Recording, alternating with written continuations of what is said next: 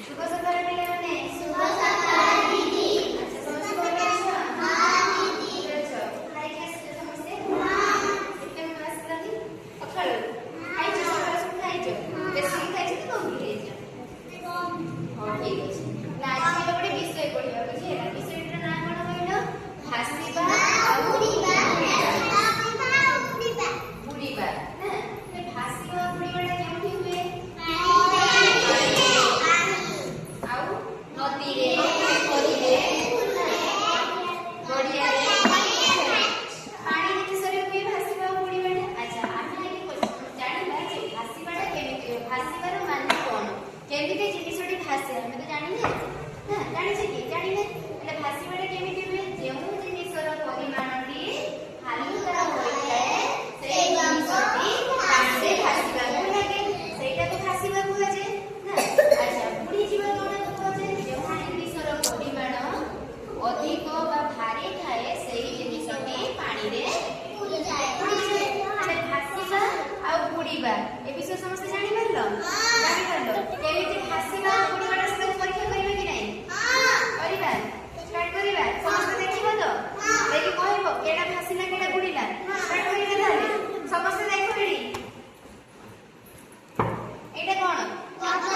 ପତ୍ର ଏଇଟାକୁ ପାଣିରେ ପକେଇବି ପକେଇବି କଣ ହେଲା ଭାସିଲା ଏଇଟା ବି ସେଇ ପତ୍ର ପକେଇଲି କଣ ହେଲା ଭାସିଲା ଆଚ୍ଛା ଏଇଗୁଡାକୁ କଣ କହିଲ ପଥର ନା ଗୋଟି ବା ଚିପ୍ସ ପଥର ଏଇଟାକୁ ଆମେ ପାଣିରେ ପକେଇବା ପକେଇବା ପକେଇବି ପକେଇବି ତ କଣ ପାଇଁ ବୁଡିଗଲା ଭାରି ଥିଲା ନା ସେଥିପାଇଁ ପାଣିରେ ସେ ବୁଡି ଯାଉଛି ଠିକ କି ନାହିଁ ହେଁ ଆଚ୍ଛା ଆଉ କିଛି ଜିନିଷ ଆଣିବା ପକେଇବା ହେଲା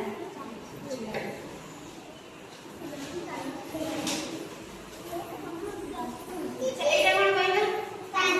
ଏଇଟା ପକେଇବା ଦେଖି ବୁଡେଇ ଦବା ଏଇଟା ଆକାରଟା କମ ନା କେମିତି ହଉଛି ବୁଡୁଛି ନା ଭାସୁଛି ଭାସୁଛି ୟାର ଓଜନ ବି କଣ ଭାରି ନା ହାଲୁକା ହାଲୁକା ଏଇଟା କଣ ପେନ୍ ପକେଇବି ନା ଏଇଟା ବୁଡିବନି ଏଇଟା ଭାସିବ ଏଇଟା ଆକାରଟା କମ ନା ସେଇଥିପାଇଁ ବୁଝିହେଲା ଭାସିବ ନା ଆଚ୍ଛା ଏଇଗୁଡା କଣ କହିଲେ ଡବା ଏଇଗୁଡା କଣ ପଇସା ପଇସା ପକେଇବା ପକେଇବା କଣ ହେଲା କଣ ହେଲା ଏଟା କଣ ହେଲା ଏଟା ବି ଏଟା ବୁଡିଗଲା ଲାଷ୍ଟ ଏଟାକୁ ପକେଇବା ଏଟା କଣ ଭାସିଲା କଣ ପାଇଁ ଭାସିଲା ହାଲୁକା ବୋଲି ଏଟା ଭାସିଲା ତାହେଲେ ଯେଉଁ ଜିନିଷର କଣ ପରିମାଣ ହାଲୁକା ଥାଏ ସେଇ ଜିନିଷଟି ପାଣିରେ ଭାସିବାକୁ ଲାଗେ ଆଉ ଯେଉଁ ଜିନିଷଟି ଭାରି ଥାଏ ସେଇ ଜିନିଷଟି କଣ ହୁଏ ପାଣିରେ ବୁଡିଯିବାରେ ବୁଡିଯାଏ ନା ତାହେଲେ ଭାସିବା ଆଉ ବୁଡିବା ସମସ୍ତେ ବୁଝିପାରିଲ ତାହେଲେ ଆମେ କଣ କଣ ନେଇଥିଲେ